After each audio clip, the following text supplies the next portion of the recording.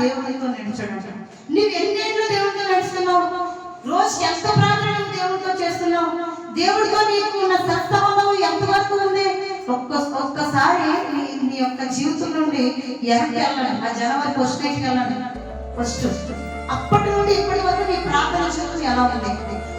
ఒక్క శివాలు కూడా రాకుండా నీ ఉన్నావా? ఒక్క శివాలు కూడా స్త్రీలకు రోజు చెప్తూ ఉంటారు, ఈ రోజు ఉన్నవారు రేపు. అయితే ప్రతి ఒక్క స్త్రీ ప్రార్థన సంఘానికి, నీ కుటుంబానికి చాలా అవసరం. అయితే నీ సాక్ష్యం ఎలా ఉండాలంటే, ఆ తొమ్ముడండి, ఆ పెద్దండి సినిమాలు ఒక్క రోజు కూడా మా ఇంటిని చూడలేదండి. ఆమె బాగోకపోయినా సరే దేవుడి మధ్యలో రాకుండా నేను చూడలేదు. అది నీ సాక్ష్యం. దేవుడి స్తోత్రం. హల్లెలూయా. ఆ యవనస్తులండి ప్రతి శుక్రవారం దేవుడి మందిరం వస్తుందండి. అది నీ సాక్ష్యం. అయితే సినిమాలు రండి, ఆదివారం రండి, శుక్రవారం రండి, నేను చెప్పుకుంటే మీరు రావడం కాదు. కాబట్టి ఆలోచించుకోవాలి.